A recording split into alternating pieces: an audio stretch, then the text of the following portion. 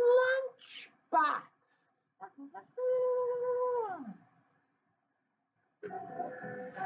Curious George, curious little monkey. Here he comes, as happy as can be. Curious George, curious little monkey. Why is he curious? Let's go and see. Curious George and the bird watchers. It's a nice day, George, said the man with the yellow hat. Let's take our lunch and go to the park. They got into their little blue car and drove off. At the park, the caretaker was mowing the grass. George, said the man, there's Mr. Barker. I want to say hello to you. I'll meet you near the fountain. Have a good time, but don't get into trouble. George climbed to the top of the hill. He saw a group of bird watchers. One man put his binoculars on the grass and was writing in a notebook.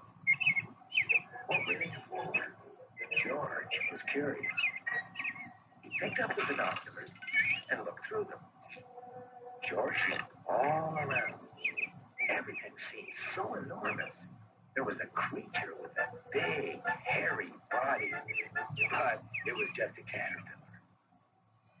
There was a huge orange aeroplane, but it was just a dragonfly. And there was the biggest monster of them all, but it was only a frog. Hey, you, put those down. They cost a lot of money, the man shouted angrily. George was scared. He ran down the hill, threw the binoculars away, and climbed up a tree. Where did that monkey go? He took my binoculars, yelled the man. He ran down there, shouted another bird watcher. Don't shout, whispered the man. Don't scare the bird. We have to find that rare orange one that's only here for 3 weeks and doesn't come back until next year. George heard the bird watcher. From his little hiding place, he could see something the bird watchers couldn't. In the fork of the tree was a nest, and in the nest was the rare orange bird sitting on the egg. George swung over to the nest to get a better look. Carefully, without striking the bird, he grabbed the ring in front of the nest and pulled it away. So carefully that all the bird did was flutter its wings. Now, not only George, but all the bird watchers could see the rare orange bird. But they could also see George. There is that monkey that took my binoculars, the man shouted. But there, dear friend, said the woman bird watcher, is the rare orange bird. Nobody made a sound. Everybody watched the bird in silence. Finally, George got tired of holding onto the branch and jumped down. Just then, the caretaker, Mr. Barker, came over, followed by the man with the yellow hat. I found these binoculars near a clump of trees, said Mr. Barker. Do they belong to anyone? They're the ones I lost, said the man. Thank you so much. Then he turned to George. And you're the one who took them, he said angrily. Yes, but we would never have seen the rare orange bird if it hadn't been for George, said the woman. We ought to make him an honorary member of our society, said another bird watcher.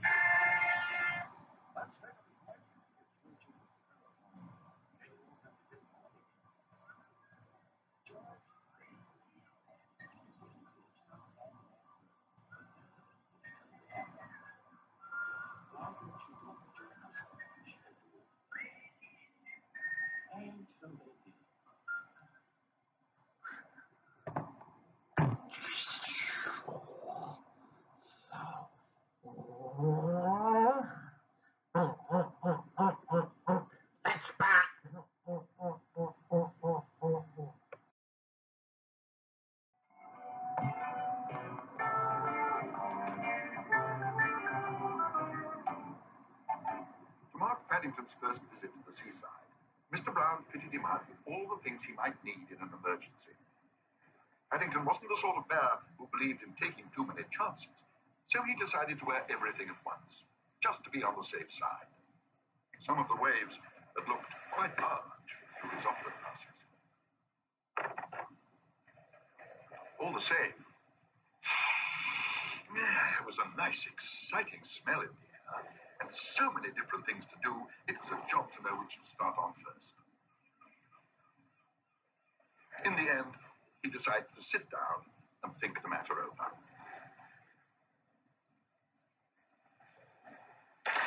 Well, that'll be 10 pence, please. 10 pence. Paddington looked most aggrieved. He'd never heard of anyone having to pay 10 pence to sit in a deck chair before, especially one that didn't work. Don't worry, I'll pay. In fact, we'll have 6, please. You can keep the change. Thank you, sir. At once, sir. Perhaps the young gentleman would like to do some sunbathing. I'll get him a mattress. I may do some shade bathing, said Paddington firmly. Bears do shade bathing. They get sunstroke easily. That's why Aunt Lucy made me wear a hat. How about going in for a hairy knees competition? You do all right at that. I know what. We'll have a sandcastle competition. We'll see who can build the best one. Super! Max, we start now. Let's all go in different directions. How about it, Paddington? Judy's words fell on deaf ears. Paddington was anxious to test his bucket and spade, and he hurried off without further ado. Don't go too far away, called Mrs. Bird. And watch the tide. Paddington was already hard at work. He decided that his sandcastle would be the biggest and best that had ever been made. The pile of sand got larger and larger until he disappeared from view entirely. When at long last Paddington stood back to admire his handiwork, he really felt very pleased with himself. Admittedly, 1 or 2 of the towers could have been straighter, and the drawbridge looked a trifle rickety, but considering it had all been done by Paul, it wasn't at all bad. What with all his hard work, the sunshine, and the sound of the waves breaking on the shore, he was soon fast asleep.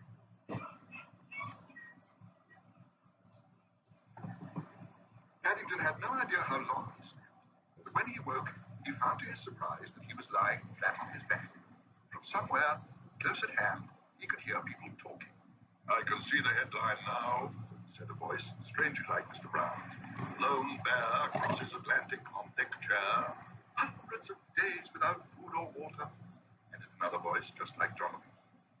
Paddington pinched himself several times to make sure he wasn't still dreaming, and then sat up.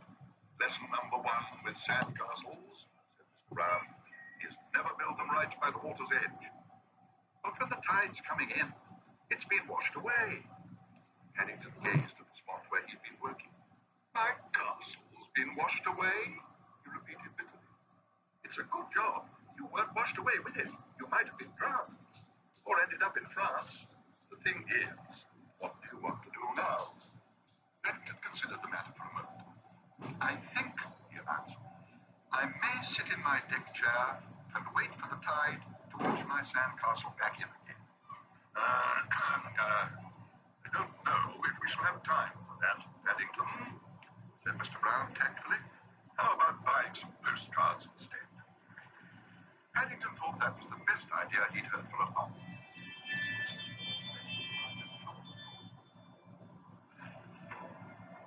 And later that day, much later, he sent one to his Aunt Lucy at the home for retired bears in Peru. On the front, there was a picture of the very beach he'd been on. And on the back, he wrote, "Having a wonderful time. Wish you were here. Today I built my first sand castle, but I'm afraid it went out with the tide. Love, Patty." Before posting it, he added his special paw mark to show that it was genuine.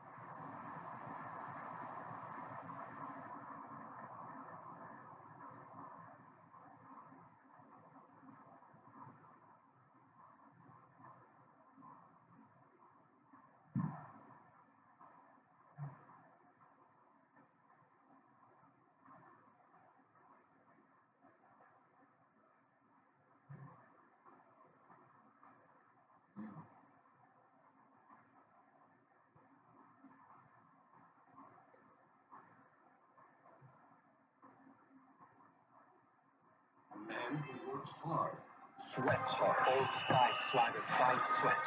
So coach thought I was slacking. You see this? Pit sweat. So I trained constantly. Took my Old Spice swagger.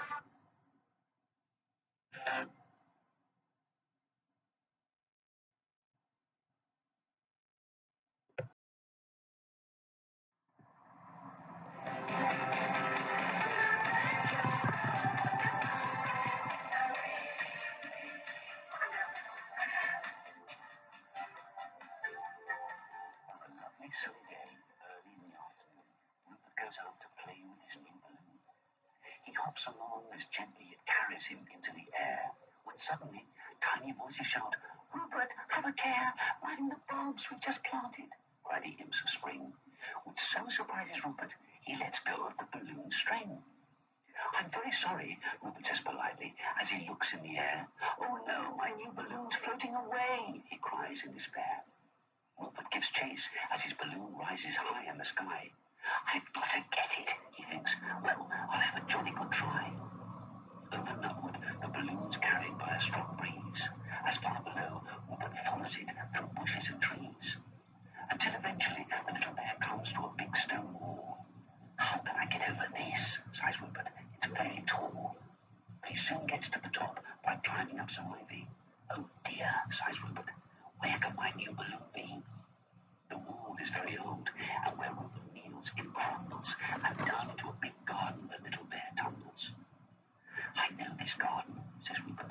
To subscribe, call 1-800-445-700. And sure enough, Subscribe, call 1-800-445-700. she begins to sneeze. Subscribe, call 1-800-445-700. Mary asks in surprise. I found you in the garden looking for my balloon, Rupert replies. Did you see it, Mary? Asked her little bear. Yes, I did, answers Mary. It landed in those trees over there. Oh, I've lost it now, sighs Rupert. I'd better go home, I suppose. But before you go, says Mary, I'd like you to smell a rose. Mary, quite contrary, goes to a bush and picks a beautiful pink rose. Rupert takes it and holds it up to his nose. The rose makes the little bear take his breath and wheeze. Then he begins to sneeze and sneeze. They all smell of pepper, says Mary. It's a very odd thing. I know who can tell us why, cries Rupert. The imps of spring. With the pepper rose wrapped in a cloth, Mary leads Rupert to a grassy track. Follow this all the way, says Mary. It's the quickest way back. Back on the road, Rupert hears Rastus the mouse call his name. Rupert, I'm pleased to see you. Would you like to play a game? Of course, answers Rupert, but smell this rose first, please. Watch you out, laughs Rupert, as the pepper rose makes Rastus sneeze. The little bear runs off with Rastus laughing and chasing until they meet up with the tiny imps of spring. Mind our bulbs, they shout. It's the second time we've told you today. This frightens Rastus, and he quickly runs away. Well, explains Rupert, I came to ask why this rose has an odd smell. Give it here, says an angry imp. I'll soon be able to tell. The imp snatches the pepper rose and sneezes loudly as he holds it up to his nose. He's playing tricks on us, the imp cries. Hold him! Don't let him go! It's not a trick, says Rupert. It's how Mary quite contrary's roses grow. And as you grow all the flowers, don't you think you'd better go and find out why Mary's roses smell of pepper? Yes, agreed imps. We'd better go and see. And Rupert follows them as they run to a big tree. Under the tree's roots is a wide opening, and into the imps with Rupert following. Down a long tunnel, everywhere are the imps of spring and our brave little bear. Until eventually they come to a room with maps galore. Why, look, says an imp, Mary's roses grown over our food store. So quickly to the food store Rupert and the imps scamper to find out why Mary's roses smell of pepper. And in the food store, it doesn't take long for them to spot that the roots of Mary's roses are stuck in a big pepper pot. Later, as Rupert goes home, an imp thanks him for all he has done. We'll return your balloon, he says, and keep the pepper rose for fun. And, back at home, the pepper rose makes Rupert's mum sneeze.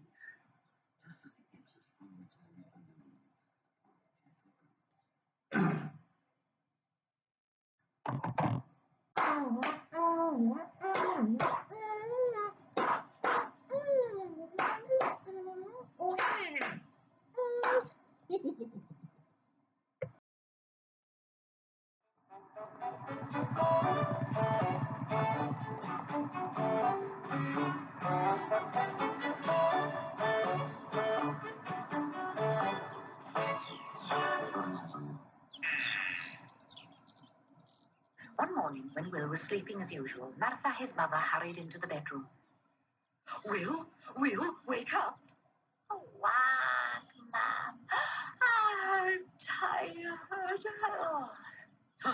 That's what comes of going to bed late. Will, I'm going to be very busy today, and I want you to go on an errand to Mr. Bueller's hot shop. Oh, Gwag, must I? Well, yes. If you do this for me, I'll give you something to eat. What? Pancakes? Gwag! Pancakes? Snail cream pancakes? Yes, Will.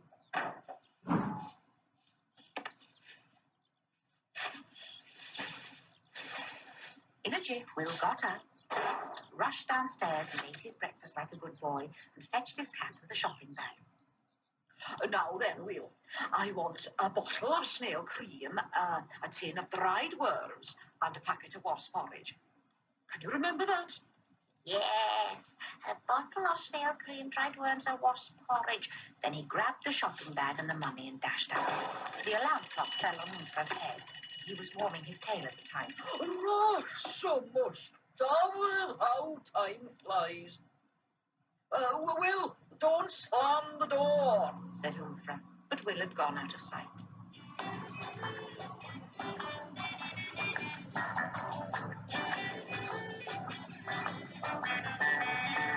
Will went to Mr. Buell's shop. What do you want? But when he saw that Will was shopping for his mother and that he wouldn't need to climb the ladder, he was all smiles and gave him a piece of yellow toffee for being a good customer.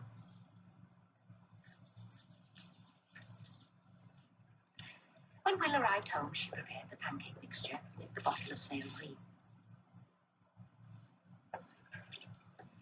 But as it was too soon to make the pancakes, Martha went to have a lie down.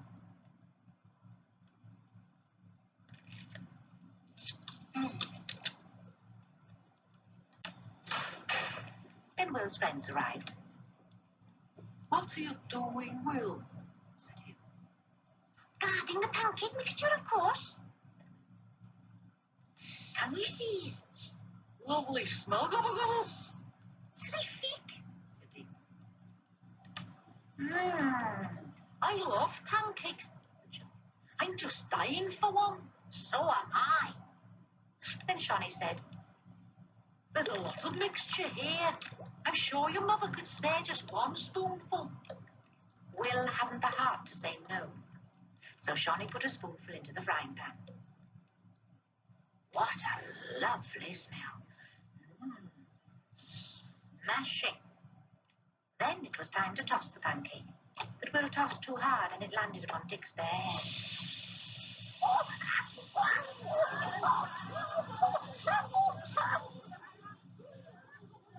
And the nearest thing to water was the pancake mixture, and Dick gave a huge jump and landed head first in it.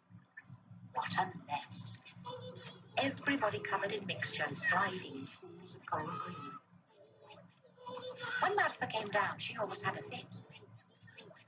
But of course, before long, all five were out in the yard under the pumpkin, saying, you naughty boys!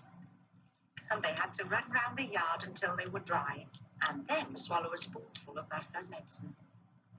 And Will went to bed that night.